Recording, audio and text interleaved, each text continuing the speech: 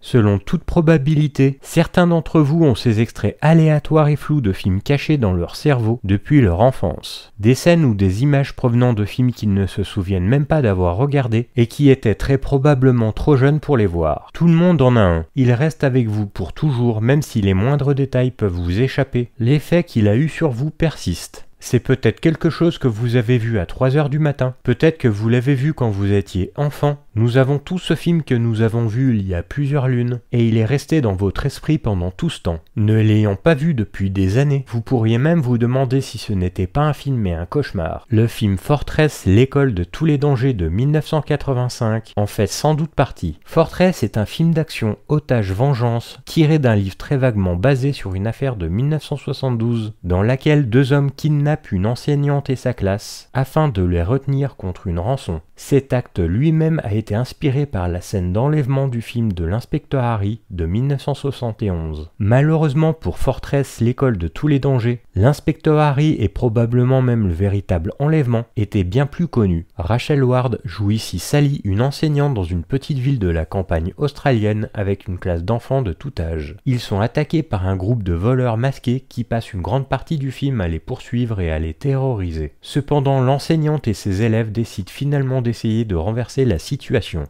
Le film est troublant dès les premiers instants, avec une musique particulièrement inquiétante de Danny Beckerman et un moulin à vent qui grince de façon inquiétante. Le réalisateur Arch Nicholson et le directeur de la photographie David Connell se montrent tous deux dotés d'un œil vif et d'une capacité à susciter visuellement un sentiment imminent d'effroi et de malheur. Il est si beau qu'on jugerait parfois que c'est un film de Russell Mulcahy, à qui l'on doit Razorback, qui se passe également dans le bush australien, puis plus tard Highlander. Bien que ce film entre carrément dans la catégorie de l'exploitation, il constitue l'une des entrées les plus faibles du genre. Apprivoisé presque par conception, car il s'agit d'une des premières coproductions de films de HBO et semble souffrir du besoin d'être un film d'action américanisé plus sérieux. Le réalisateur Arch Nicholson a commencé sa carrière comme documentariste et l'a conclu avec la télévision épisodique. Malheureusement, l'école de tous les dangers semble s'inscrire résolument dans le sentiment de cette dernière catégorie, comme s'il avait été conçu pour le petit écran. Puisqu'il s'agissait techniquement d'une production télévisuelle, c'est peut-être exactement la raison pour laquelle il a finalement été choisi pour ce film d'être destiné au marché de la télévision. Et même s'il est sorti un an plus tard dans les salles australiennes, il porte les cicatrices d'une vision limitée qu'un réalisateur de télévision peut porter sur une production plus importante. Il y a une certaine violence graphique, quelque peu inhabituelle pour les productions télévisuelles de l'époque. Cependant, une majorité a été coupée avant la sortie définitive du film. Vous pouvez voir la fin alternative éditée en ligne avec un minimum d'effort, mais cela a semblé renforcer la déconnexion des actions des personnages qui ont conduit au point de violence ultime. Rachel Ward, une actrice sous-estimée, est parfaite dans le rôle principal. Elle y apporte une belle palette d'émotions.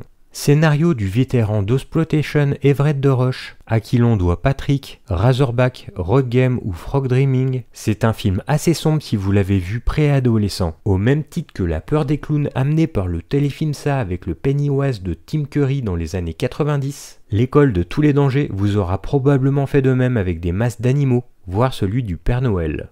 Comme il s'agit en grande partie d'un casting d'enfants, il n'y a pas beaucoup de stars dans le film. Beaucoup d'enfants font du bon travail dans les situations qu'ils subissent, ce qui ajoute une certaine caractérisation à leur rôle par ailleurs standard d'enfant en danger. L'intrigue démarre rapidement voire brutalement. Seul avec les élèves qui fréquentent son école à classe unique, l'enseignante Sally Jones est saisie sous la menace d'une arme avec les gosses et entassée à l'arrière d'une camionnette. Les 4 assaillants sont anonymisés par des masques bon marché et leurs identités sont encore plus floues du fait de l'impossibilité d'utiliser des personnages du monde réel. Ils s'appellent en version originale Dabby Doc, Pussycat, Max the Mouse et rompant avec le modèle, le Père Noël un peu plus familier. Ces derniers sont les plus agressifs et les plus violents, mais ils constituent tous une menace. Bien que l'objectif de l'exercice soit la rançon, le fait que les ravisseurs se moquent de certaines des filles plus âgées montre clairement que de nouvelles transgressions ne sont pas exclues. Digne au moins d'être mentionné, Vernon Wells, fidèle au genre, vu dans Mad Max 2 et Commando, qui porte ici le masque du canard, est malheureusement sous-utilisé. Ironiquement, il jouera un rôle beaucoup plus important dans un autre film intitulé Fortress, le film de science-fiction mettant en vedette Christophe Lambert. Le principal argument de vente du film réside dans les enfants, ce qui au début ne semblerait pas être une bonne idée. Il peut être difficile d'amener les enfants, pour beaucoup d'entre eux à leur premier projet de film, à montrer les émotions nécessaires de manière efficace. Et même s'ils ne réagissent pas toujours aux choses de la même manière, ici leur résilience est édifiante. C'est également génial de voir comment les garçons plus âgés deviennent des hommes au cours de l'expérience, et voir Sally équilibrer de manière précaire son obligation d'être une personne mature et courageuse, tout en cachant ses émotions intérieures de peur et de panique. Le sentiment omniprésent de menace qui imprègne le film est difficile à supporter, même selon les normes actuelles. Les masques étranges et souriants des ravisseurs contrastent avec leurs paroles et réactions plutôt dures, l'élément sexuel de leurs menaces, le jeune âge des enfants menacés, à part une poignée d'adolescents, les étudiants sont pour la plupart assez jeunes, et la familiarité de la salle de classe et du décor de Bruce se combinent pour former un cocktail de suspense assez enivrant. Ajoutez à cela la connaissance métatextuelle que tout peut vraiment arriver dans ce coin de la jungle des genres. Allez jeter un œil au viol vengeur Fair Game de Mario Andreacchio en 1986 pour avoir une idée de ce qui se passait dans cet espace à l'époque. Et il y a quelque chose de très troublant dans Fortress.